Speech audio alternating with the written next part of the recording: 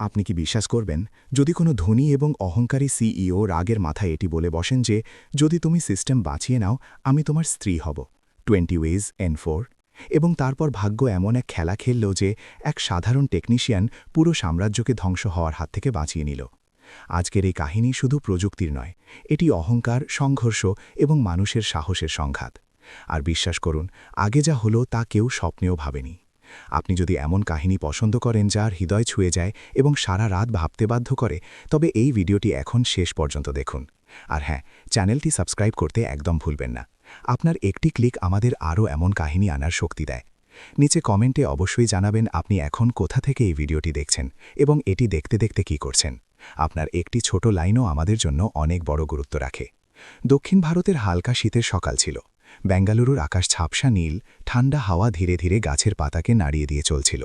কিন্তু সেই শান্ত সকালের মাঝে মান্যতা টেকপার্কের উঁচু মহাদেব টেক টাওয়ারের 23 তলায় পরিবেশ ছিল ঠিক তার উল্টো।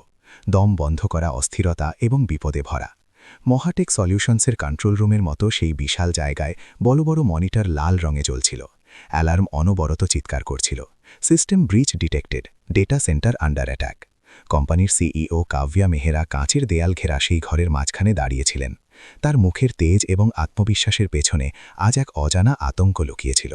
মাসের পর মাস পরিশ্রম, কোটি কোটি টাকার প্রকল্প এবং শত শত কর্মচারীর ভবিষ্যৎ সবকিছু বাজি ছিল।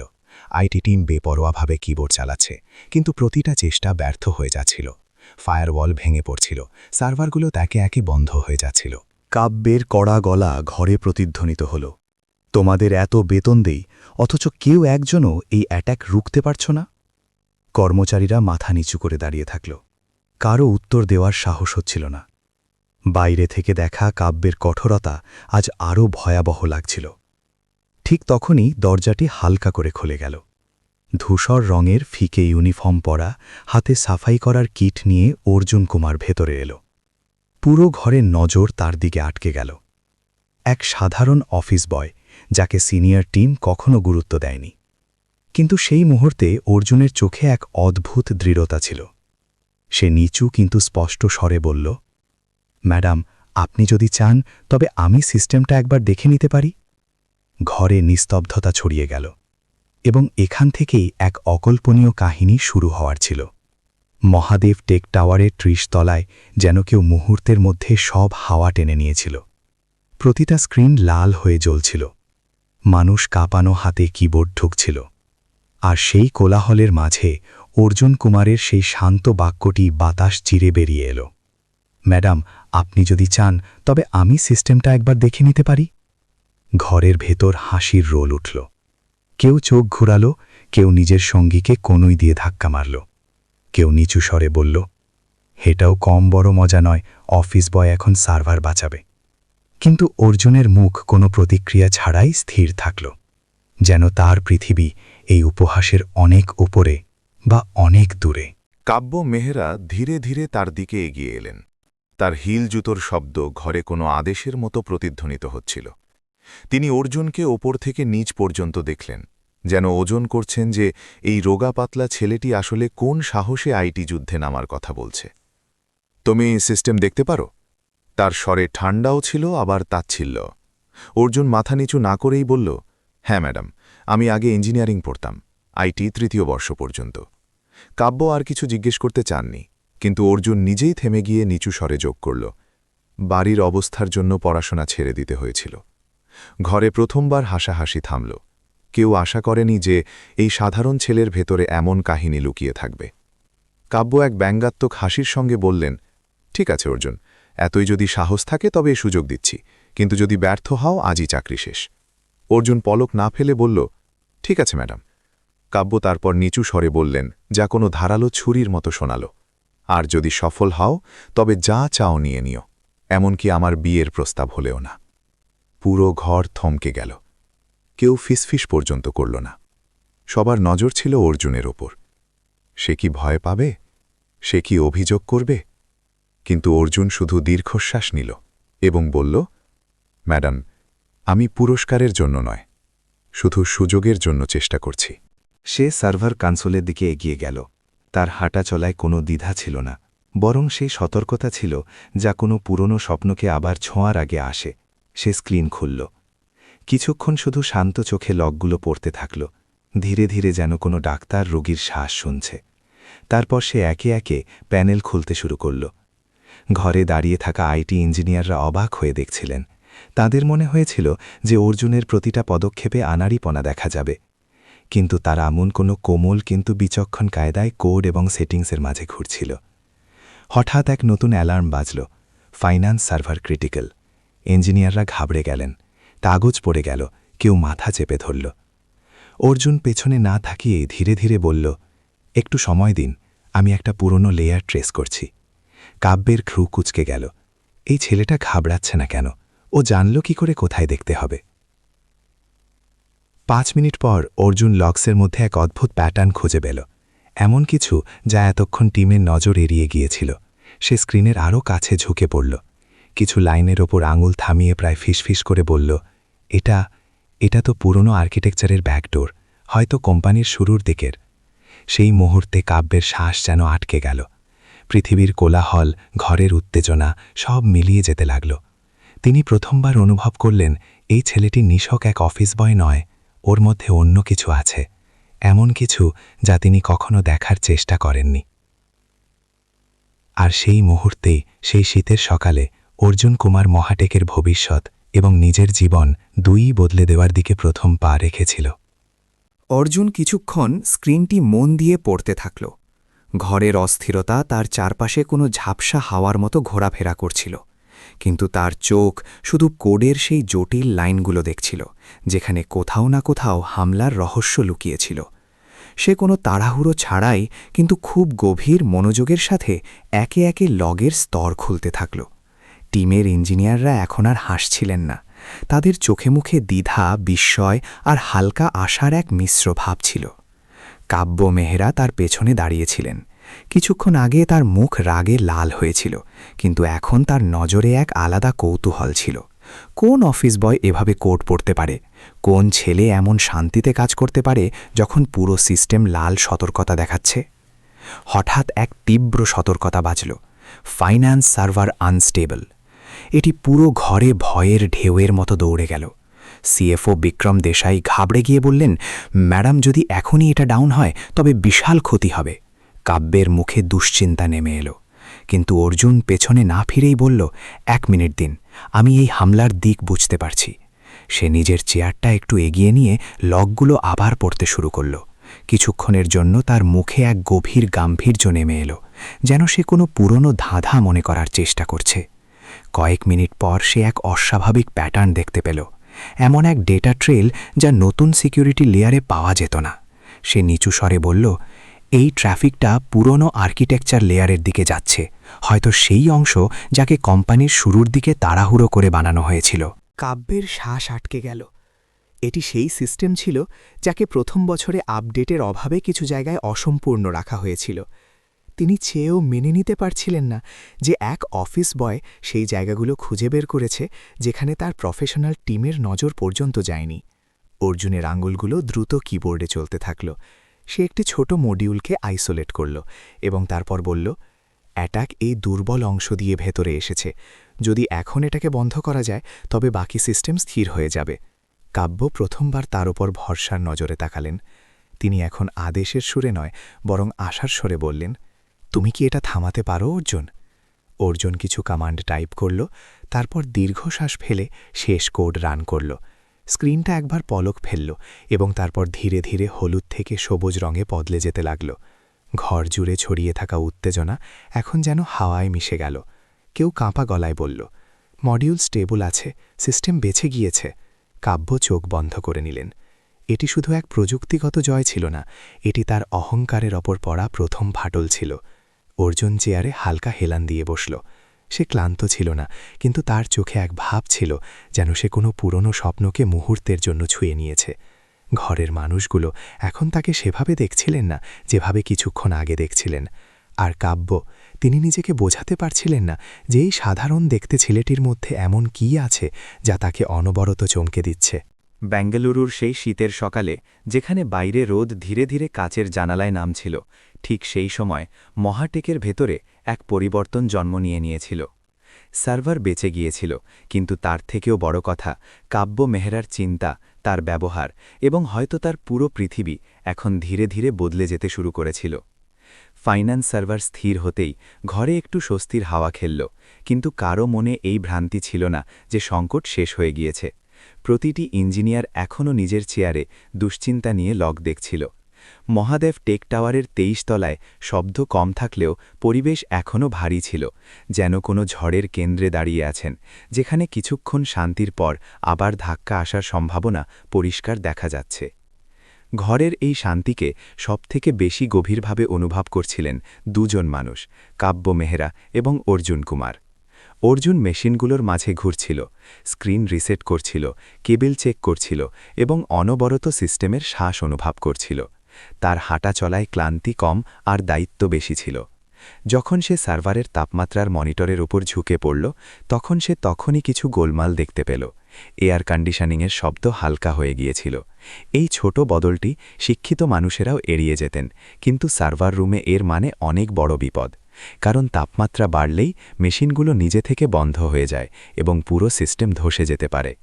অর্জুন দ্রুত বলল, আমাদের ইনফ্রাস্ট্রাকচার টিমকে অ্যালার্ট করতে হবে ম্যাডাম। যদি কুলিং থেমে যায় তবে সারা রাত যা খাটলাম সব বৃথা যাবে। কাব্য মাথা নাড়লেন, কোনো অহংকার ছাড়াই। এটি প্রথমবার ছিল যখন তিনি অর্জুনকে এক কর্মচারী হিসেবে নয়, বরং এক সহকর্মী হিসেবে শুনলেন। কিছুক্ষণ পর তিনি তার কাছে এলেন এবং গলায় প্রথমবার কোমলতা নেমে এলো। অর্জুন, তুমি আজ যা দেখলে, যা করলে, তা আমাদের অনেক সিনিয়র ইঞ্জিনিয়ারও ভাবতে পারেননি। তুমি এত শান্ত থাকো কি করে? এত চাপ, অথচ তুমি কখনো ঘাবড়ে গেলে না? অর্জুন তার দিকে তাকালো, এইবার কোনো দ্বিধা ছাড়াই, ভয় ছাড়াই। ম্যাডাম, ঘরের বিপদ যখন রোজ সামনে দাঁড়িয়ে থাকে, তখন অফিসের ভয় ততটা ডারবোনা লাগে না। আমার মা ঘর চালান, বাবা 2 বছর ধরে বিছানায় আছেন, পড়াশোনা তাই ছাড়তে হয়েছিল। কিন্তু তখনও আমি যখন ভেঙে পড়িনি, তবে এখন কেন ভাঙব? সে কথা বাড়িয়ে বলল না, শুধু এটুকু বলল যাতে কাব্য তার ভেতরের পৃথিবীর প্রথম দরজাটি দেখতে পান। আর এই ছোট সত্যিটি কাব্যকে মুহূর্তের জন্য নির্বাক করে দিল। তিনি বুঝতে পারছিলেন না যে এই ছেলেটি, যে এতক্ষণ তার সামনে শুধু এক অফিস বয় ছিল, এত গভীরতা কোথায় লুকিয়ে রেখেছিল। হয়তো তিনি তাকে কখনো দেখার চেষ্টাই করেননি। ঘর ধীরে ধীরে আবার ব্যস্ত হতে লাগল, কিন্তু কাব্যের চোখ তখনও অর্জুনের মুখে লেগে থাকা কোনো অদৃশ্য ভাব পড়ার চেষ্টা করছিল। এমন এক ভাব যা তাকে মনে করিয়ে দিচ্ছিল যে হয়তো এই সব বছরে তিনি প্রতিভাকে শুধু পদ আর চাকচিক্য দিয়ে মেটেছিলেন। আর ঠিক তখনই এক তীব্র সতর্ক বার্তা বেজে উঠল। এইবার কোড লাল হয়ে জ্বলল না, কিন্তু নেটওয়ার্ক ট্রাফিক মিটার এক অস্বাভাবিক লাফ দেখাল। ইঞ্জিনিয়াররা চমকে মনিটরের দিকে ঝুঁকলেন। কাব্যের বুক যেন এক মুহূর্তের জন্য কেঁপে উঠল। এর মানে কি? অর্জুন ধীরে ধীরে মাথা তুলল।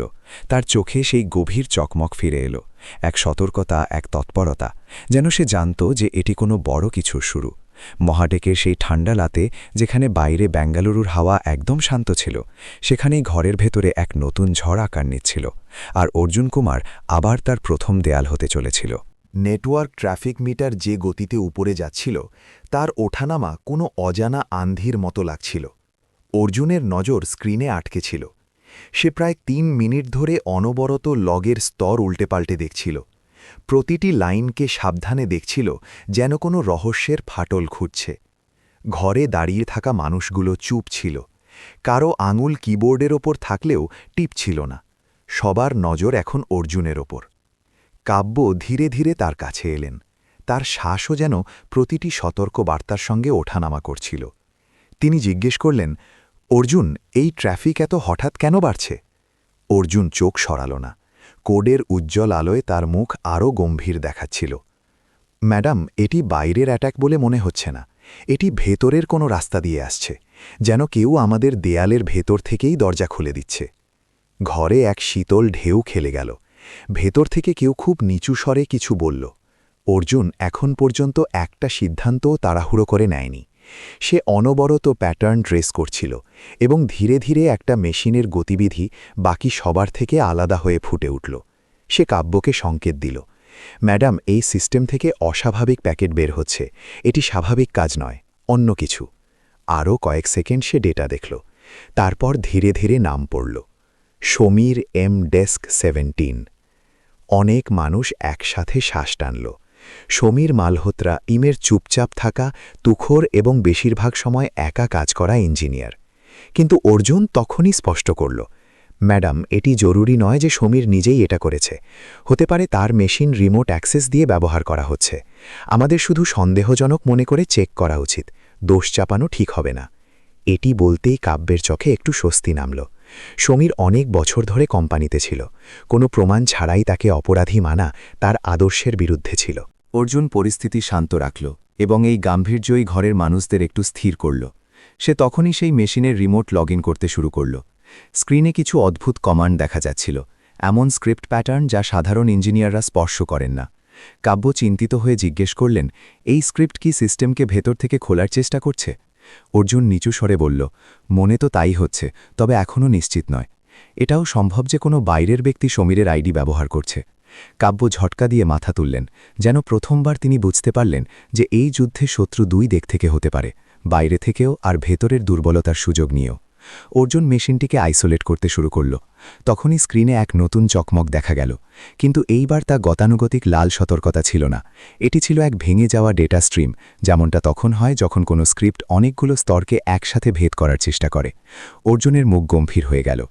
ম্যাডাম, এটি কোনো টেস্ট নয়, এটি হামলার দ্বিতীয় পর্যায়। কেউ বাইরে বসে এখন পুরো শক্তিতে ভেতরে আসার চেষ্টা করছে। কাব্যের বুক ভারী হয়ে গেল। তিনি জানালার দিকে নয় বরং স্ক্রিনে দৌড়াতে থাকা সেই লাইনগুলোর দিকে দেখছিলেন। তার মনে হলো যেন কেউ কোম্পানির শিরায় বিষ ঢালার চেষ্টা করছে। ঘরে আবার নীরবতা নেমে এলো। প্রতিটি ইঞ্জিনিয়ারের আঙুল হাওয়ায় থমকেছিল। কেউ জানত না পরের 5 মিনিটে কী ধ্বংস হতে পারে। মহাটেকের সেই রাতে বাইরের রাস্তা শান্ত ছিল, কিন্তু কোম্পানির ভেতরে ঝড় তার দ্বিতীয় রূপ নিচ্ছিল, আর অর্জুন কুমার আবার সেই ঝড়ের সরাসরি পথে দাঁড়িয়েছিল। ঘরের মধ্যে মেশিনের হালকা শব্দ আর মানুষের ভারী নীরবতা একসাথে ভাসছিল। অর্জুন অনবরত কিবোর্ডে কাজ করছিল। তার চোখ লগের গভীরে ঢুকে যাচ্ছিল। যত গভীরে সে যাচ্ছিল ততই পরিষ্কার হচ্ছিল যে এই হামলা হঠাৎ ছিল না। কেউ মাসের পর মাস ধরে সিস্টেমের শিরাগুলোকে বুঝছিল। কাব্য তার পেছনে দাঁড়িয়েছিলেন, কিন্তু আজ তার মুখে শুধু দুশ্চিন্তা নয়, বরং গভীর অবিশ্বাস আর ক্লান্তি ভরা ছিল। যেন তার তৈরি পুরো টিমের ওপর কেউ ছায়া ফেলেছে। ইঞ্জিনিয়াররা নিজেদের মধ্যে নিচু স্বরে কথা বলছিল, কিন্তু পরিবেশ এতটাই উত্তপ্ত ছিল যে তাদের ফিসফিসানিও কাঁপছিল। অর্জুন না তাকিয়েই সবার কথা থামিয়ে দিল। কারো নাম দেখে সিদ্ধান্ত নেবেন না। সিস্টেম যে মেশিন থেকে ট্র্যাফিক পাঠাচ্ছে তা শুধু একটি সংকেত, অপরাধের প্রমাণ নয়। হতে পারে কেউ তার আইডি চুরি করেছে বা মেশিন রিমোটলি অ্যাক্সেস করে নিয়েছে। তার কথাগুলো শান্ত ছিল, কিন্তু ন্যায়ে ভরা। এটি শুনতেই ঘরে একটু স্থিরতা ফিরে এলো। অর্জুন স্ক্রিনে আরও গভীরে দেখল। টাইম স্ট্যাম্প অনুযায়ী সিস্টেম অ্যাক্টিভ তখন হয়েছিল যখন সমীর অফিসে উপস্থিত ছিল না। এই বিষয়টি পুরো ব্যাপারটাকে জটিল করে দিল। লগ পড়ার সময় সে হঠাৎ আরও একটি জিনিস দেখতে পেল। ট্রিগার প্যাটার্ন সেই একই ছিল যা সকালের হামলায় পাওয়া গিয়েছিল। এর মানে পরিষ্কার ছিল, হামলাটি সমন্বিত ছিল এবং হামলাকারীর কাছে কোম্পানির ভেতরের আর্কিটেকচারের গভীর জ্ঞান ছিল। ঠিক সেই সময় দরজাটা ধীরে ধীরে খুলল, আর সমীর ভেতরে এলো। তার হাতে তার ফোন আর একটা জ্যাকেট ছিল। সে হয়তো শুধু নিজের জিনিসপত্র নিতে ফিরে এসেছিল। সে যখনই ঘরের পরিবেশ দেখল, সে থমকে গেল। কি হয়েছে? সবাই আমাকে এভাবে দেখছে কেন? তার গলায় ভয় নয়, বরং বিভ্রান্তি স্পষ্ট ছিল। কাব্য কোনো অভিযোগ করলেন না। তিনি এগিয়ে গেলেন আর শুধু এটুকুই বললেন, সমীর, তোমার মেশিন থেকে অস্বাভাবিক ট্র্যাফিক বের হচ্ছে, আমাদের এটা দেখতে হবে। সমীর অবাক হয়ে গেল। আমার মেশিন থেকে ম্যাডাম? আমি তো আধ ঘন্টা আগে বাড়ি চলে গিয়েছিলাম। আমার তো এখন মনে পড়ল জ্যাকেটটা এখানেই থেকে গিয়েছিল। তার গলায় সেই সত্যিটা ছিল, যা শুনে অর্জুনও একটু শান্ত হল। অর্জুন রিমোট লগ স্ক্রিনটা তার দিকে ঘুরিয়ে দিল। সমীর যখনই কোড দেখল, তার মুখ কালো হয়ে গেল। এটি আমার টাইপিং প্যাটার্নের মতো একদম নয়। এটি তো কেউ আমার ক্রেডেনশিয়াল ব্যবহার করে ভেতরে ঢোকার চেষ্টা করেছে। ঘরে আর এক নীরবতা নামল। এইবার অভিযোগের নয়, বরং ভয়ের। কেউ নিচু স্বরে বলল, তবে কি আমরা কেউ মাসের পর মাস নজরদারিতে ছিলাম? অর্জুন মাথা নাড়ল। প্রায় নিশ্চিত যে কোনো বাইরের ব্যক্তি সমীরের অ্যাক্সেস চুরি করেছে। এই হামলা শুধু প্রযুক্তিপর্বা, এই প্রস্তুতি অনেক আগে থেকে করা হয়েছে। ঠিক তখনই স্ক্রিনের আলো হালকা নীল হয়ে চমকাল। কোনো সতর্কতা নয়, কিন্তু ডেটা স্ট্রিম হঠাৎ ভাঙতে শুরু করল, যেন কোনো স্ক্রিপ্ট নিরাপত্তার দেয়ালগুলোকে একসাথে ধাক্কা দিচ্ছে।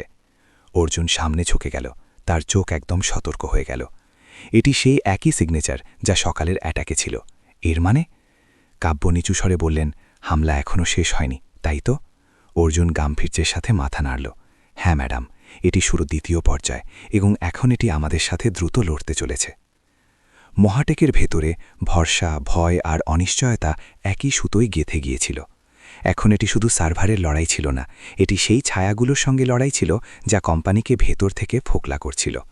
আর সেই লড়াইয়ে অর্জুনকে শুধু সিস্টেম নয়, বরং মানুষের হৃদয়কেও আগলে চলতেছিল। মহাটেকের কন্ট্রোল রুমে সেই রাতে এক অদ্ভুত অস্থিরতা ভেসে বেড়াচ্ছিল।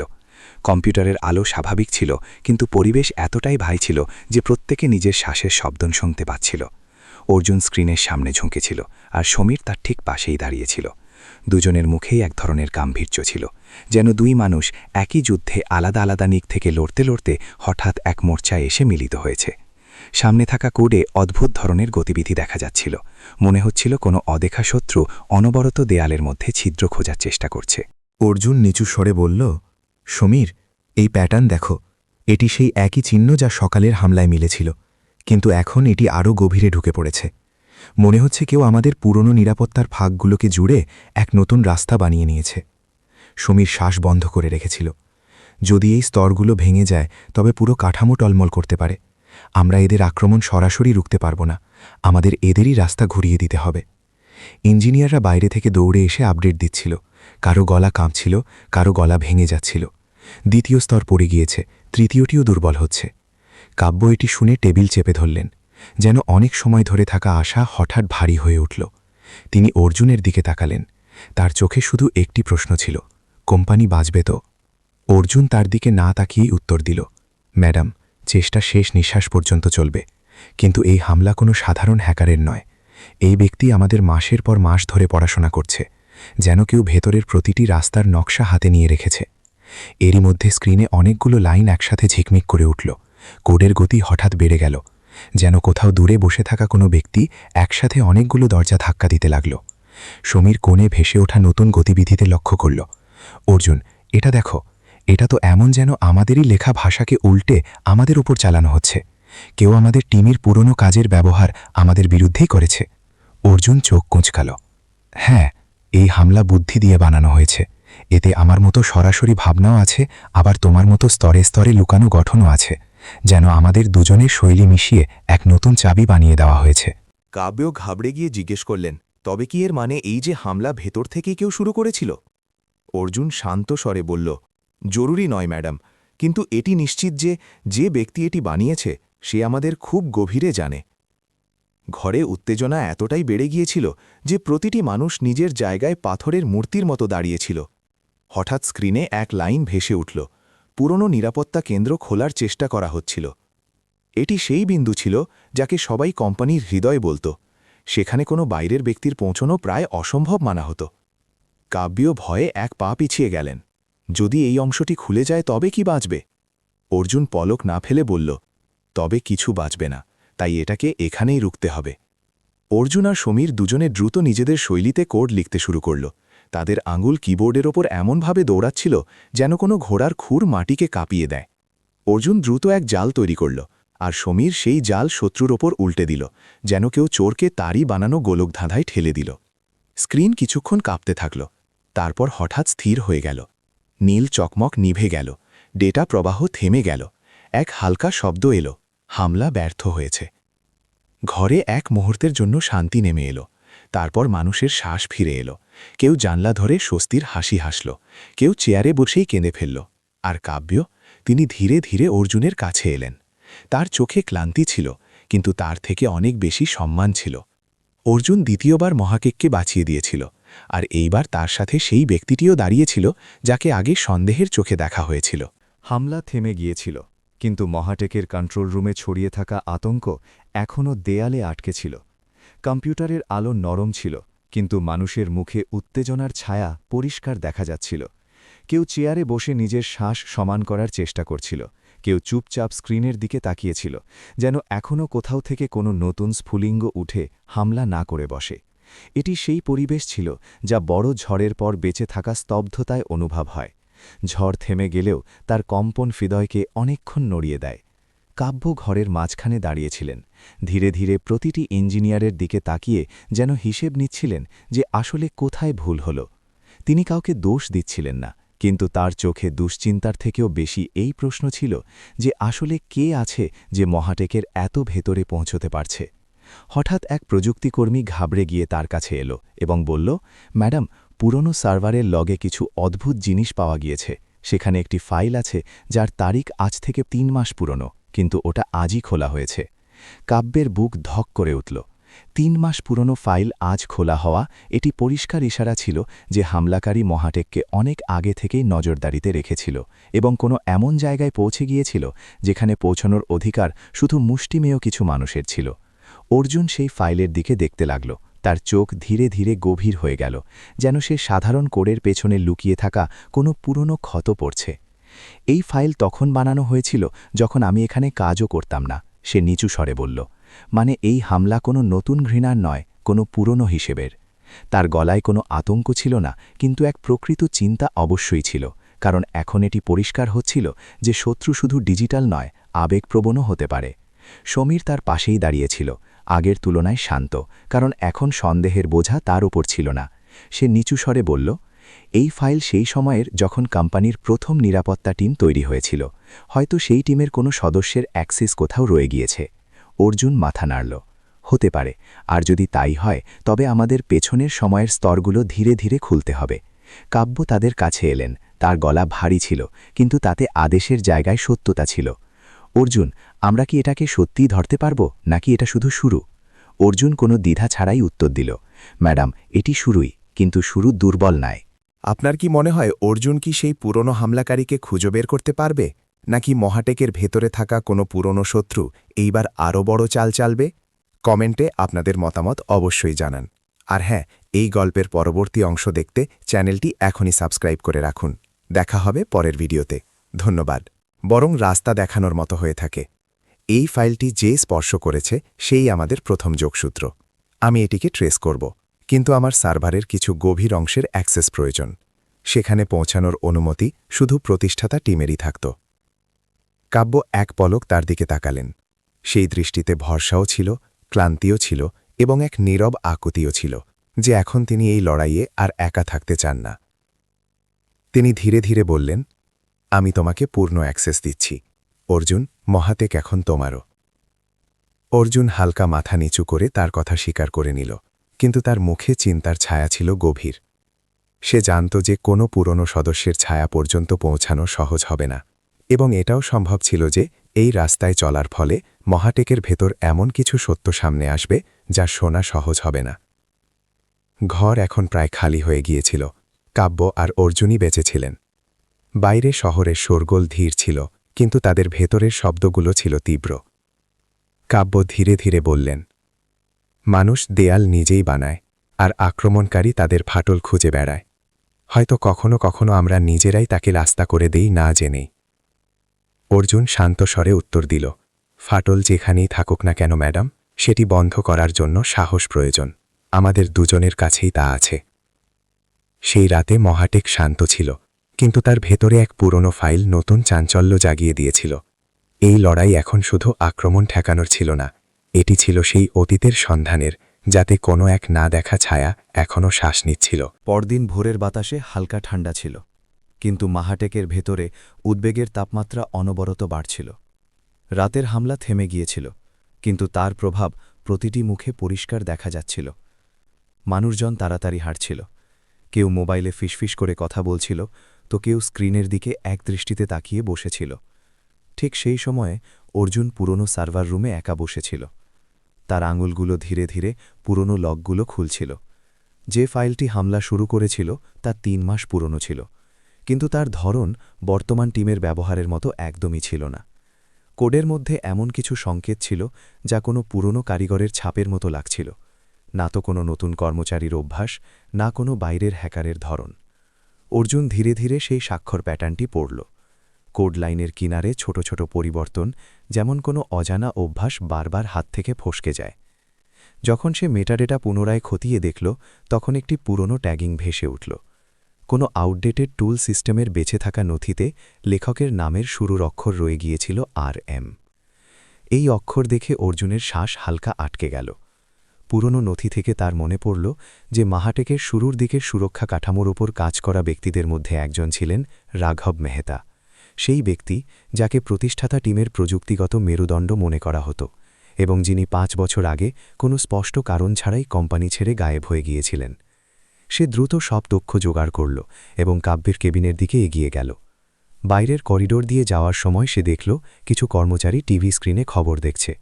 মাহাটেকে পুনরায় হামলা, ভেতরের যোগসাজেশের সন্দেহ, কোম্পানির শেয়ারের পতন। অর্জুন তখনই বুঝতে পারল যে হামলা ঠেকানো সত্ত্বেও মিডিয়া পর্যন্ত খবর পৌঁছেছে, কারণ হামলাকারীরা যাওয়ার সময় পাবলিক সার্ভারগুলোতে কিছু সতর্ক বার্তা রেখে গিয়েছিল, যেন কেউ জানে শুনে দুনিয়াকে দেখাতে চেয়েছে যে মাহাটেক ভেতর থেকে ফোকলা হয়ে গিয়েছে। কাব্য তার কেবিনে জানালার পাশে দাঁড়িয়েছিলেন। তার চোখে ঘুমের চিহ্ন ছিল না। তিনি বাইরে ছড়িয়ে থাকা শহরকে নয়, বরং সেই প্রশ্নগুলোকে দেখছিলেন যা চারপাশ থেকে তাকে ঘিরে ধরছিল। বোর্ড অফ ডিরেক্টরসদের ফোন অনবরত আসছিল, মিডিয়া প্রতিক্রিয়া চাইছিল, আর মহাটেকের ওপর বাড়তে থাকা চাপ এখন তার কাঁধের বোঝা হয়ে দাঁড়িয়েছিল।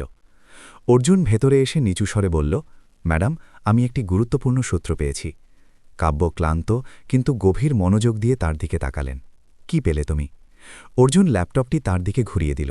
এই ফাইলটি কোনো নতুন কর্মচারীর নয়, এতে পুরনো ট্যাগিং রয়ে গিয়েছে এবং এই প্যাটার্ন শুধু একজন ব্যক্তিরই হতে পারে, রাঘব মেহতা। কাব্য ধীরে ধীরে চেয়ারে বসে পড়লেন, যেন কেউ তার মেরুদণ্ড থেকে হাওয়া টেনে নিল। রাঘব, সেই মানুষটি যিনি মহাটেকের প্রথম সুরক্ষা কাঠামোর রূপরেখা তৈরি করেছিলেন। কিন্তু সে আমাদের ছেলে চলে গেল কেন, আর এখন ফিরে এলো কেন? তার কণ্ঠে যন্ত্রণাও ছিল, বিভ্রান্তিও ছিল। অর্জুন শান্তস্বরে বলল, ম্যাডাম, কিছু অপূর্ণ সিদ্ধান্ত কখনো কখনো কয়েক বছর পর নিজের উত্তর চাইতে ফিরে আসে। হয়তো এটিও তেমনই এক অধ্যায় যা আপনি এবং কোম্পানি পেছনে ফেলে আসার চেষ্টা করেছিলেন। ঠিক সেই সময় ইন্টারকম বেজে উঠল। রিসেপশনের কণ্ঠস্বর ঘাবড়ানো ছিল। ম্যাডাম, বাইরে রিপোর্টারদের বিশাল দল চলে এসেছে। বোর্ডের 2 সদস্যও এখনই আপনার সাথে দেখা করতে চান। কাব্য চোখ বন্ধ করে নিলেন। ভেতরের লড়াই এখনই শুরু হয়েছিল, আর বাইরে দুনিয়া চিৎকার করছিল। অর্জুন এক পা এগিয়ে এসে বলল, ম্যাডাম, আপনি বাইরের প্রশ্নগুলোর সাথে লড়াই করুন, ভেতরের জট আমি খুলব। রাঘব মেহতার পুরনো অ্যাক্সেস ট্রেস করতে সময় লাগবে, কিন্তু আমি তাকে খুঁজে বের করব। কাব্য ধীরে তার দিকে তাকালেন। তার চোখে সেই ভরসা ছিল যা কোনো শব্দ দিয়ে বাঁধা যায় না, কিন্তু তার মুখে এটাও পরিষ্কার ছিল যে এই রাস্তা এখন আগের চেয়ে অনেক বেশি বিপজ্জনক হয়ে উঠেছে। বাইরে শহর গোলমাল করছিল, কিন্তু মহাটেকের দেয়ালের ভেতরে এক পুরনো নাম আবার শ্বাস নিতে শুরু করেছিল, রাঘব মেহতা। আর অর্জুন সেই অন্ধকার সুড়ঙ্গে নামার প্রস্তুতি নিচ্ছিল, যেখানে হয়তো কোম্পানির সবথেকে গভীর রহস্য লুকিয়েছিল। পরদিন ভোরের আকাশ পরিষ্কার ছিল, কিন্তু মহাটেকের ভেতরে একটি অদৃশ্য বোঝা ঝুলেছিল। অর্জুন কোম্পানির পুরনো ডেটা আর্কাইভে বসেছিল, এক শান্ত ঠান্ডা ঘর যেখানে ধুলো, সার্ভারের ধীর গুঞ্জন আর ফেলে আসা সময়ের নীরবতা একসাথে থাকত। সে কয়েক ঘণ্টা ধরে পুরনো ব্যাকআপ ফাইলগুলো খুলে রেখেছিল। এগুলি সেই ফাইল যেগুলিকে সাধারণত কেউ স্পর্শও করে না, কিন্তু আজ হঠাৎ সেগুলি মহাটেকের সবথেকে বড় প্রশ্নের উত্তর হতে শুরু করেছিল। কোডের ধরন দেখে বারবার তার নজরে কিছু বিশেষ প্যাটার্ন পড়ল, এমন ধরন যা আজকের টিমে কেউ ব্যবহার করত না। এটি এমন একজনের কাজ ছিল যে সিস্টেমের ভিত্তি সম্পর্কে জানত, এবং সেই স্তরগুলোতেই ধীরে ধীরে লুকিয়ে থাকা সত্য ফুটে উঠতে শুরু করল। যখন সে টেস্ট সার্ভার ব্যাকআপের একটি পুরনো সংস্করণ খুলল, এমন একটি ব্যাকআপ যা মহাটেকের শুরুর দিকে শুধু ডেভেলপমেন্ট টিম সামলাত, তখন সে একটি সিস্টেম নোট দেখতে পেল। মহাটেকের সেই সময়ে ডেভেলপাররা অভ্যাসবশত সিস্টেম নোট দিয়ে রাখতেন, যাতে টিম পরে বুঝতে পারে যে কোন পরিবর্তনের পেছনে কী কারণ ছিল। সেই নোটের মধ্যেই একটি বাক্য হালকা আলোর মতো চমকে উঠল, যদি কখনো এই কাঠামোর অপব্যবহার হয়, তবে এটি ঠিক করার দায়িত্ব তারই হবে যে এটি তৈরি করেছে। বাক্যে কোনো নাম ছিল না, কিন্তু শৈলী এবং স্বাক্ষরের প্যাটার্ন এতটাই আলাদা এবং সুনির্দিষ্ট ছিল যে সরাসরি একজন ব্যক্তির দিকেই ইশারা করছিল, রাঘব মেহতা। অর্জুন এক পলকের জন্য থমকে গেল। এখন এটি স্পষ্ট ছিল যে রাঘব কেবল টিম ছেড়ে যায়নি, বরং যাওয়ার সময় সে সিস্টেমে এমন বীজ বুনে গিয়েছিল যার সুগন্ধ 5 বছর পর আবার ছড়িয়ে পড়তে শুরু করেছিল। এই বীজগুলি সতর্কতা ছিল, প্রতিশোধের হুমকি নয়, যেন কারো ভেঙে যাওয়া বিশ্বাস নিজেকে আবার প্রমাণ করার জন্য ফিরে এসেছে। অন্যদিকে কাব্য বোর্ডরুমে বসেছিলেন, এমন একটি ঘর যা আজ কোনো আদালতের মতো লাগছিল। বোর্ডের সদস্যরা দুশ্চিন্তায় ছিলেন এবং তাদের মুখে শেয়ারের দাম কমে যাওয়ার ছাপ ছিল। মিডিয়া রাতে আক্রমণকারীদের রেখে যাওয়া পাবলিক মেসেজগুলো ধরে ফেলেছিল এবং এটিকে মহাটেকের ভেতরের বিপদ হিসেবে প্রচার করেছিল। এক সদস্য কড়া গলায় বললেন, কাব্য, কোম্পানির ভাবমূর্তি নষ্ট হচ্ছে। শেয়ার 30% পড়ে গিয়েছে। বিনিয়োগকারীরা উত্তর চায়, আর আমাদের মনে হচ্ছে নেতৃত্বে দুর্বলতা আছে। অন্য সদস্য বললেন, কোম্পানি শুরুতে যাদের সরানো হয়েছিল তাদের ব্যাপারে আপনি কখনো স্বচ্ছতা দেখাননি, এখন তারই ফল সামনে আসছে। কাব্যের গলা ভারী হয়ে এলো, কিন্তু কণ্ঠস্বর সজাগ থাকল। হামলাকারী কোনো সাধারণ ব্যক্তি নয়, সে আমাদের পুরনো সিস্টেম সম্পর্কে জানে। আমাদের তাকে ধরার সময় দিন। মহাটেক আমার দায়িত্ব এবং এটি সামলানো আমারই দায়িত্ব। কিন্তু বোর্ড সন্তুষ্ট ছিল না। তারা কড়া স্বরে বললেন, যদি এই পরিস্থিতি আবার তৈরি হয় বা কোম্পানির মর্যাদা আরও কমে, তবে আমাদের নেতৃত্বে পরিবর্তনের কথা ভাবতে হবে। এটি শুনতেই কাব্যের ভেতরে কিছু একটা কেঁপে উঠল, কিন্তু মুখে ভাব প্রকাশ পেল না। তিনি শুধু নিচু স্বরে বললেন, মহাটেক শুধু আমার স্বপ্ন নয়, আমার পরিচয়। আমি এটাকে ভেঙে পড়তে দেব না। ঠিক সেই সময় তার ফোন বেজে উঠল। অর্জুনের বার্তা, ম্যাডাম, নোট পাওয়া গিয়েছে। এটি সতর্কতা, হুমকি নয়। রাঘব মেহতা শুধু রাগান্বিত ছিলেন না, তিনি নিজের তৈরি দুনিয়াকে ভুল হাতে দেখতে পারতেন না। আমি পরের স্তরগুলো খুলছি, কিন্তু সাবধান থাকবেন, এই রাস্তা সহজ হবে না। কাব্য বার্তাটি পড়তেই চোখ বন্ধ করে নিলেন। মনে হল যেন অন্ধকার আরও ঘনীভূত হচ্ছে, কিন্তু সেই অন্ধকারেই কোথাও আশার ছোট আলোও জ্বলছিল। অর্জুনের সন্ধান, রাঘবের পুরনো চিহ্ন, আর মহাটিকের সত্য, যা হয়তো এখন সামনে আসতেই চলেছিল। বোরের দুপুর হালকা রোদে ঢাকা ছিল, কিন্তু অর্জুনের মনে এক না বলা অস্থিরতা চলছিল। মহাটেকের পুরনো নথিতে পাওয়া ঠিকানার ভিত্তিতে সে শহরের এক শান্ত পুরনো মহল্লায় পৌঁছাল। রাস্তার দুপাশে বড় বড় গাছ ঝুঁকেছিল, যেন কোনো পুরনো রহস্য লুকিয়ে দাঁড়িয়ে আছে। রাঘব মেহতার বাড়িটি একদম কোণায় ছিল, জানালা বন্ধ, দরজায় ধুলোর আস্তরণ, আর সামনে দাঁড়িয়ে থাকা এক বয়স্ক প্রতিবেশী জানালেন যে এই বাড়িটি 5 বছর ধরে খালি। বাবা, তিনি খুব ভালো মানুষ ছিলেন, সে নিচু স্বরে বলল, কিন্তু একদিন হঠাৎ চলে গেলেন আর ফেরেননি। বাড়ির তালাও মালিক নিজে থেকেই খোলা রেখেছিলেন, বলেছিলেন একদিন কেউ আসবে যে এটা বুঝবে। এটি শুনতেই অর্জুনের বুক হালকা কেঁপে উঠল, যেন রাঘব কোনো এক না দেখা যাত্রীর অপেক্ষা আগে থেকেই করছিল। অর্জুন দরজা খুলল। ভেতরে এক শীতল নীরবতা ছিল, এমন নীরবতা যাতে ফেলে আসা সময়ের ছায়াগুলো শ্বাস নিচ্ছে বলে মনে হয়। দেয়ালে সেটে থাকা কাগজ, কোড প্যাটার্ন আর সিস্টেম ড্রয়িং দেখাচ্ছিল যে রাঘবের মন কতটা অস্থির ও পূর্ণ ছিল। ঘরের কোনায় এক পুরনো ল্যাপটপ রাখা ছিল। অর্জুন সেটি চালু হতে দেখল তো স্ক্রিনে একটি নোট খুলল। নিরাপত্তা দেয়াল তখন ভেঙে পড়ে যখন সিদ্ধান্ত ভবিষ্যৎ দেখে নয়, ভয় দেখে নেওয়া হয়। এই বাক্যের নিচে কোনো নাম ছিল না, কিন্তু লেখার শৈলী সেই একই ছিল যা অর্জুন ফাইলগুলোতে দেখেছিল। ঘরে খোঁজাখুঁজি করার সময় সে একটি মোটা ফোল্ডার পেল, প্রজেক্ট সূর্য রক্ষা, এমন এক নাম যা সে আগে কখনো শোনেনি। ফোল্ডারে মহাটেকের প্রাথমিক সুরক্ষা কাঠামোর পরিকল্পনাগুলো ছিল। শেষ পাতায় রাঘবের হাতের লেখা পাওয়া গেল। এই পরিকল্পনা কোম্পানিকে আগত সময়ের সবথেকে কঠিন চ্যালেঞ্জগুলো থেকে বাঁচাতে পারত, কিন্তু যদি নেতৃত্ব একে অবহেলা করে তবে দেয়াল ভেতর থেকে দুর্বল হয়ে পড়বে। নিচের অংশটি ছেঁড়া ছিল। অর্জুন প্রতিবেশীকে জিজ্ঞেস করল তো তিনি জানালেন যে কয়েক মাস আগে কোনো এক অজানা লোক এসেছিল এবং বাড়ির ভেতর থেকে 1-2 কাগজ বের করে নিয়ে গিয়েছিল। এতটুকু শুনতেই অর্জুনের মনে হল যে এই পুরো বিষয়টি শুধু অতীত নয়, বরং বর্তমানেও কেউ এই সূত্রগুলোকে মুছে ফেলার চেষ্টা করছে। এদিকে মহাটেকের বাইরে কাব্য সম্পূর্ণ আলাদা এক ঝড়ের মধ্যে ফেসেছিলেন। মিডিয়ার ক্যামেরা আর প্রশ্নের ভিড়ে তার হাঁটাচলাও কঠিন হয়ে পড়ছিল।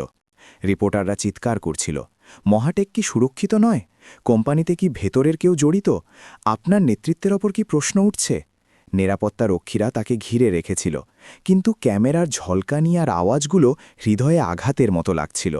ভেতরে পৌঁছাতেই তিনি জানতে পারলেন যে বোর্ডের কিছু সদস্য বন্ধ ঘরে সাংবাদিকদের বয়ান দিচ্ছিলেন। কোম্পানির নতুন নেতৃত্ব প্রয়োজন, গুরুতর ত্রুটি হয়েছে। এই কথাগুলো কাব্যের কাছে অদৃশ্য কোনো অস্ত্রের মতো ছিল। তার মনে হল যে হয়তো মহাটেকের সংকট শুধু আক্রমণের নয়, বরং ভরসারও। সেই মুহূর্তে অর্জুনের বার্তা তার ফোনে এলো। ম্যাডাম, রাঘবের বাড়ি 5 বছর ধরে খালি। প্রতিবেশীরা জানিয়েছেন যে সে দুঃখ পেয়ে চলে গিয়েছিল। প্রজেক্ট সূর্যরক্ষা হয়তো সেই সুরক্ষা কাঠামো ছিল যাকে সে ভবিষ্যতের কবজ মনে করত, কিন্তু কোনো এক সিদ্ধান্তে তা আটকে গেল। শেষ পাতার অংশ কেউ সম্প্রতি ছিঁড়ে নিয়েছে। এই হামলা শুধু প্রযুক্তিগত নয়, বরং কারো পুরনো কষ্ট, পুরনো সংগ্রামের সাথে যুক্ত, আর কেউ আজ সেই চিহ্নগুলোকে লুকিয়ে রাখতে লেগেছে। কাব্য বার্তাটি পড়ে দীর্ঘশ্বাস নিলেন। বাতাস ভারী হয়ে গিয়েছিল, যেন সত্যের স্তরগুলো এখন শুধু উন্মোচিতই হচ্ছে না, বরং মহাটেকের শিকড়কে নতুন দিক দেওয়ার প্রস্তুতি নিচ্ছে। এদিকে কোম্পানিকে বাইরের দুনিয়া ঘিরে ধরছিল, আর অন্যদিকে ভেতরে এক পুরনো কাহিনী আবার জেগে উঠতে শুরু করেছিল, যা হয়তো মহাটেকের ভবিষ্যৎ নির্ধারণ করতে চলেছিল। বোরের বিকেল ধীরে ধীরে নিজের রং বদলাচ্ছিল, কিন্তু মহাটেকের ইমারতের ভেতরে অস্থিরতার রং আরও গভীর হয়ে উঠছিল।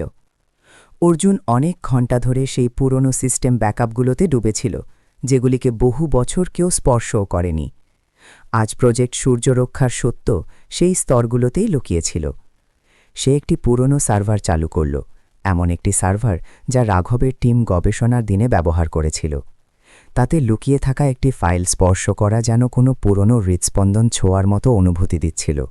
যখন সে ফাইলটি খুলল, স্ক্রিনে লেখা ভেসে উঠল, এই কাঠামো কোম্পানিকে ভবিষ্যতের সবথেকে কঠিন চ্যালেঞ্জ থেকে বাঁচানোর ক্ষমতা রাখে, কিন্তু এটিকে থামানোর সিদ্ধান্ত প্রযুক্তিগত কারণে নয়, বরং অন্য কোনো কারণে নেওয়া হয়েছিল। অর্জুন কিছুক্ষণ সেই বাক্যটি পড়তে থাকল। তার নিচে আরেকটি লাইন ছিল, যদি কখনো কোম্পানির বিপদ ভেতর থেকে হয়, তবে সূর্যরক্ষাই সবথেকে আগে সংকেত দেবে। এই পংক্তিটি পড়তেই অর্জুনের সেই ছেঁড়া নথির কথা মনে পড়ল, যা রাঘবের বাড়ি থেকে পাওয়া গিয়েছিল। সে এখন পরিষ্কার দেখতে পাচ্ছিল যে সূর্যরক্ষা কেবল সুরক্ষা কাঠামো নয়, বরং এমন একটি সিস্টেম ছিল যা অভ্যন্তরীণ বিশ্বাসঘাতকতার আওয়াজও ধরতে পারত। আর এমন জিনিস নিশ্চয়ই সেই সব মানুষদের অপছন্দ হতো যারা ভেতরে বসে ক্ষমতার ভারসাম্য নিজের হাতে রাখতে চাইত। অর্জুন এগিয়ে চলল।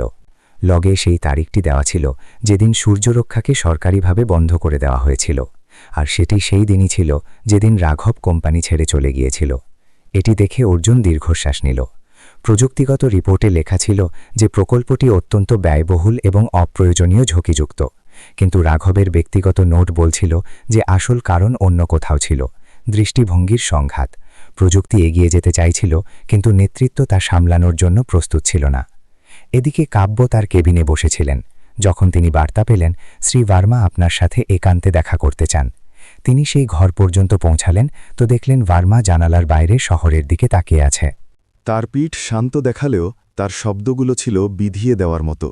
সে নিচু স্বরে বলল, কাব্য কোম্পানি কঠিন সময়ের মধ্যে দিয়ে যাচ্ছে, বাজার ভরসা হারাচ্ছে। এমন সময়ে নেতৃত্বের নিজেরই ভেবে নেওয়া উচিত যে কখন পিছিয়ে যেতে হয়। কাব্য সংযত গলায় বললেন, নেতৃত্ব পিছিয়ে যাওয়ার জন্য নয়, সংকটের মোকাবিলা করার জন্য বেছে নেওয়া হয়। মহাটেককে বাঁচানো আমার দায়িত্ব, পদ নয়। ভার্মা হালকা হাসল। দায়িত্ব ভালো কথা, কিন্তু কখনো কখনো ভবিষ্যতের পথ আদর্শ দিয়ে নয়, বাস্তব দিয়ে তৈরি হয়। কিছু প্রকল্প যেমন সূর্যরক্ষা, তাদের স্বপ্ন তো বড় ছিল, কিন্তু কোম্পানি সেই বোঝার জন্য প্রস্তুত ছিল না।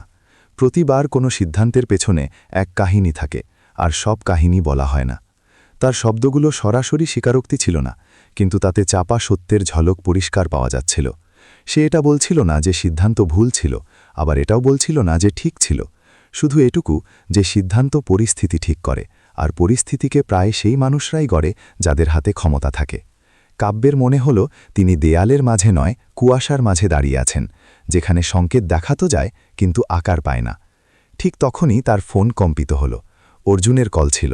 তার কণ্ঠস্বর ক্লান্ত কিন্তু গভীর ছিল। ম্যাডাম, সূর্যরক্ষাকে প্রযুক্তিগত কারণে থামানো হয়নি। এটিকে থামানোর পেছনে বিশাল খরচ তো একটা বাহানা ছিল। আসল কারণ ছিল এই যে এই সিস্টেম খুব বেশি দেখতে পারত, সেই জায়গাগুলো পর্যন্ত যেখানে কেউ চাইত না যে তার নজর পড়ুক। এবং সেই দিনই রাঘবকে কোম্পানি ছাড়তে হয়েছিল। কাব্যের ভেতরে এক নীরবতা নেমে এলো। তিনি নিচু স্বরে জিজ্ঞেস করলেন, আর তারা কোন মানুষ ছিল যাদের এই সিস্টেমটি অপছন্দ ছিল? অর্জুন কয়েক মুহূর্ত থেমে বলল, সংকেত সেই দিকেই যাচ্ছে যেখানে আজ আপনি বসেছিলেন। মহাটেকের সংকট বাইরে নয়, কোনো অভ্যন্তরীণ সিদ্ধান্ত থেকে শুরু হয়েছে। কাব্য জানালার দিকে তাকালেন। শহর উজ্জ্বল ছিল, কিন্তু তার ভেতরে অন্ধকার ঘনীভূত হতে লাগল, আর এখন তিনি বুঝতে পারছিলেন মহাটেককে ভাঙার চেষ্টাকারী হয়তো কোনো হ্যাকার নয়, বরং সেই ব্যক্তি হতে পারে যাকে সবথেকে বেশি বিশ্বাস করা হয়েছিল।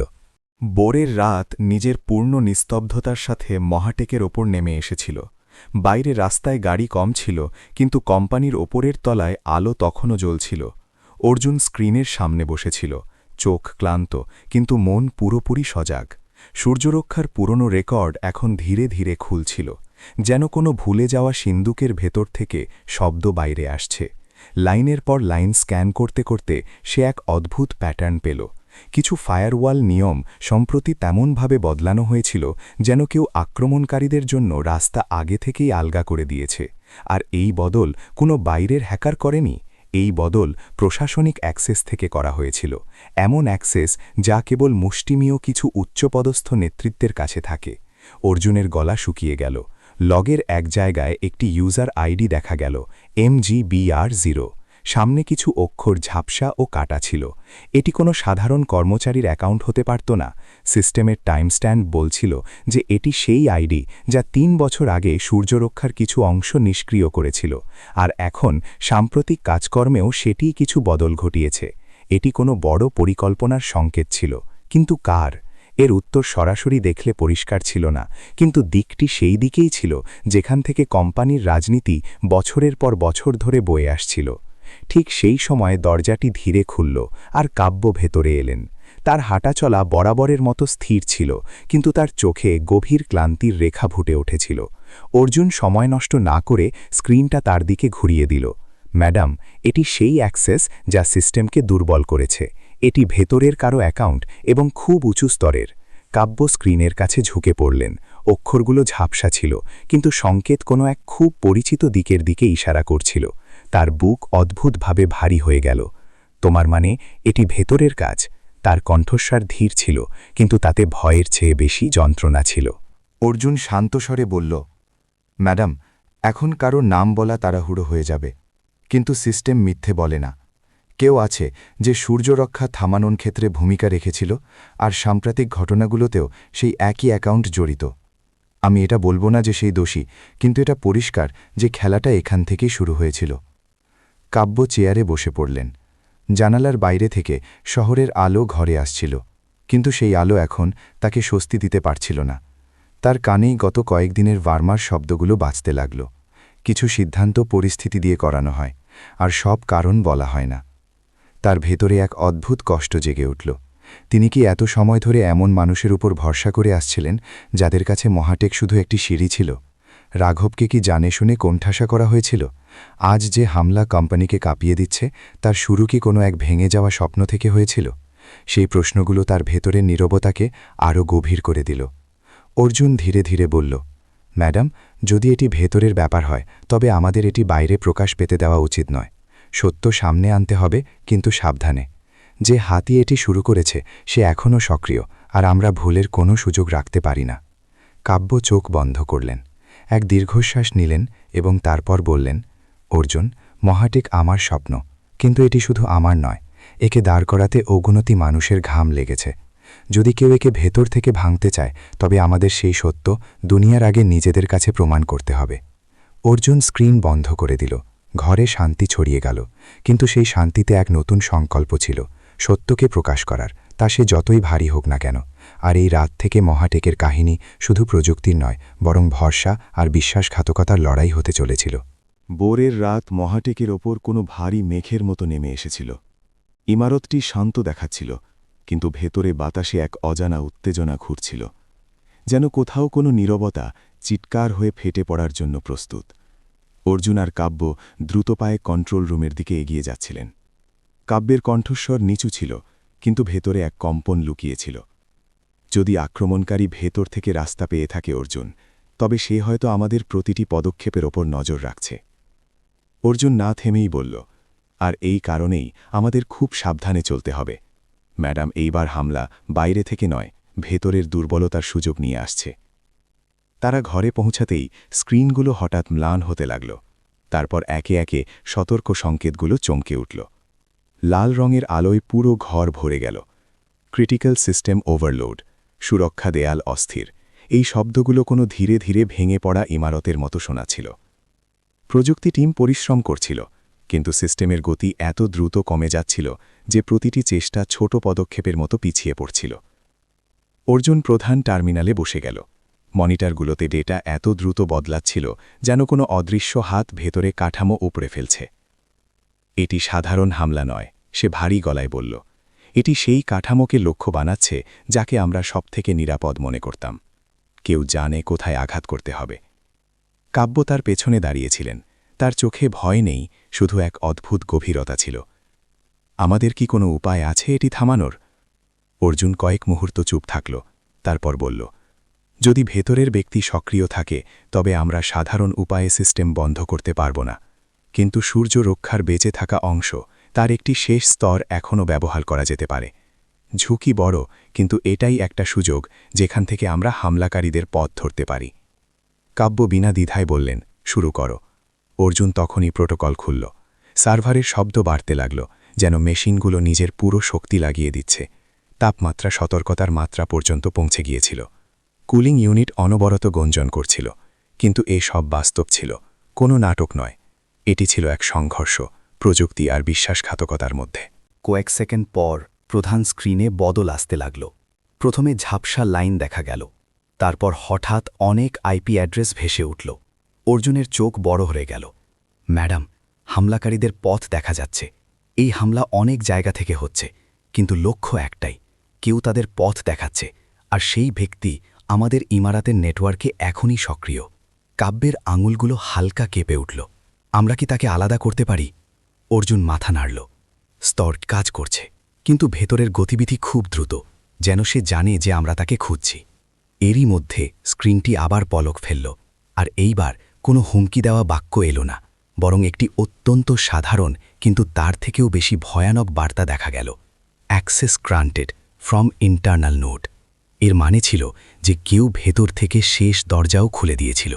কাব্য নিচু কিন্তু দৃঢ় স্বরে বললেন, অর্জুন, এর মানে হল সে এখন আর লুকিয়ে নেই, সক্রিয় হয়ে গিয়েছে। অর্জুন দীর্ঘশ্বাস নিল। ম্যাডাম, যদি সে এখানেই কোথাও থাকে তবে হয়তো আজ রাতেই সত্য সামনে আসতে পারে, আর হয়তো সব কিছু বদলে যেতেও পারে। কন্ট্রোল রুমের বাতাস ভারী হয়ে গেল। মেশিনের শব্দ, সতর্ক সংকেত আর সেই অপূর্ণ পরিচয়ের ছায়া, সব মিলিয়ে এক চূড়ান্ত লড়াইয়ের পরিবেশ তৈরি করছিল। কাব্য ঘরের চারদিকে তাকালেন, যেন তিনি প্রতিটি দেয়ালকে জিজ্ঞেস করছেন যে কে তার বিশ্বাস ভেঙেছে। আর অর্জুন সিস্টেমের সামনে ঝুঁকে সেই মুখটি খোঁজার জন্য প্রস্তুত ছিল, যা এখন পর্যন্ত অন্ধকারে লুকিয়েছিল। মহাটেকের রাত এখন শুধু প্রযুক্তিগত যুদ্ধ রইল না, এটি সেই মুহূর্ত ছিল যেখানে ভরসা, ভয় আর সত্য একসাথে ধাক্কা খেতে চলেছিল। মহাটেকের রাত এখন ধীরে ধীরে শান্ত হতে দেখা যাচ্ছিল, কিন্তু কন্ট্রোল রুমের ভেতরে পরিবেশ এখনও ভারী ছিল। সূর্যরক্ষার শেষ স্তর হামলাটিকে থামিয়ে দিয়েছিল, এবং এখন সিস্টেম ধীরে ধীরে স্থিতিশীল অবস্থায় ফিরে আসছিল। অর্জুন যেমনই শেষ লকটি খুলল, তার চোখ আটকে গেল। পরিচয় এখন পরিষ্কার দেখা যাচ্ছিল। ম্যাডাম, এই অ্যাক্সেস শুধু বাইরে থেকে আসেনি, এর পেছনে ইন্টারনাল নোড, ভার্মা গ্রুপের প্রশাসনিক চ্যানেল সক্রিয় ছিল। কাব্য কয়েক সেকেন্ড পর্যন্ত স্ক্রিনের দিকে তাকিয়ে থাকলেন। তার চোখের রাগ নয়, বরং গভীর আঘাত দেখা যাচ্ছিল। তারপর তিনি ধীরে ধীরে বললেন, তাকে ডাকা হোক। কয়েক মিনিট পর ভার্মা ঘরে এলো। তার চোখ টিমের ঘাবড়ানো মুখগুলো পড়ছিল, এবং কোথাও না কোথাও তার আন্দাজ ছিল যে কথা এখন আর আগের মতো নেই। কাব্য শান্ত গলায় জিজ্ঞেস করলেন, আপনার অ্যাক্সেস সেই সময় সক্রিয় ছিল কেন, যখন হামলার শেষ পর্যায়ে শুরু হয়েছিল? ভার্মা প্রথমে তো চমকে গেল, তারপর নিজের কণ্ঠস্বর স্থির রাখার চেষ্টা করল। কাব্য, তুমি জানো, আমি বছরের পর বছর ধরে এখানকার সিস্টেমের ভেতরের কাঠামো সামলে আসছি। কখনো কখনো ব্যাকএন্ডে অ্যাক্সেস রয়ে যায়, এর মানে এই নয় যে আমি। তারপর তার শব্দগুলো অসম্পূর্ণ থেকে গেল, কারণ অর্জুন স্ক্রিনটি তার দিকে ঘুরিয়ে দিল। লগগুলো খুঁটিমাটির সাথে সত্যিটা বলছিল। ভার্মার মুখ এখন আত্মরক্ষা আর অস্থিরতার মিশ্রণে ভরা ছিল। দেখো, সূর্যরক্ষার মতো প্রজেক্টগুলো কোম্পানির ফোকাস নষ্ট করে দিয়েছিল। বিনিয়োগকারীদের চাপ, বোর্ডের রাজনীতি আমাকে এমন পদক্ষেপ নিতে হয়েছে যা তুমি হয়তো বুঝতে পারবে না অর্জুন দৃঢ় গলায় বলল কিন্তু আপনার রাজনীতি মহাটেককে পতনের কিনারায় পৌঁছে দিয়েছিল ভার্মা ঝালিয়ে উঠে বলল যখন নেতৃত্ব নিজেই বিভ্রান্তিতে থাকে তখন কাউকে না কাউকে পরিস্থিতি সামলাতে হয় যদি তোমরা দুজনে এটা ভাবো যে এই সব এত সহজে বাঁচানো যেত তবে তোমরা খুব বোকা সে বলতে লাগল কাব্য তুমি এক ভুল করছ কিন্তু কাব্য ধীরে ধীরে বললেন ভুল আমি অনেক আগে করেছিলাম যখন আমি ভুল ব্যক্তির ওপর ভরসা করেছিলাম আজ সেটা ঠিক করছি ভার্মাকে বাইরে নিয়ে যাওয়া হলো ঘরে নীরবতা ছড়িয়ে গেল আর সেই নীরবতার মধ্যে অর্জুন ধীরে ধীরে বলল ম্যাডাম বিপদ এখন পুরোপুরি কেটে গিয়েছে কাব্য তার দিকে তাকালেন এইবার এক বরিষ্ঠের নজরে নয় বরং এক মানুষের নজরে যিনি অন্য এক মানুষের মধ্যে আলো দেখেছেন অর্জুন আজ যদি মহাটেক দাঁড়িয়ে থাকে তবে তা তোমার শান্তি তোমার সততা আর তোমার সাহসের কারণে আমরা সবাই অনেক কিছু হারিয়েছি কিন্তু হয়তো আজ এক নতুন সূচনা মিলল দুজনে বড় জানালার পাশে গিয়ে দাঁড়ালেন বাইরে শহরের আলোগুলো হালকা কুয়াশায় চকমক করছিল যেন ক্লান্তির পরও জীবন ধীরে ধীরে হাসছে অর্জুন নিচু স্বরে বলল কখনো কখনো সিস্টেম নয় মানুষ ভেঙে পড়ে আর কখনো কখনো একটি রাতই সবকিছু বদলে দেয় কাব্য মাথা নাড়লেন হ্যাঁ অর্জুন আর আজকের রাত আমাদের এটি শিখিয়েছে যে উচ্চতা দিয়ে নয় বিনম্রতা দিয়ে তৈরি হওয়া সেতুই সবথেকে মজবুত হয় মহাটেকের ভেতরে মেশিনের শব্দগুলো এখন স্বাভাবিক ছিল আর সেই শব্দের মাঝে দুই হৃদয় এটি জানল যে কোনো কোম্পানির আসল শক্তি তার সার্ভার নয় বরং তার মানুষগুলো হয়ে থাকে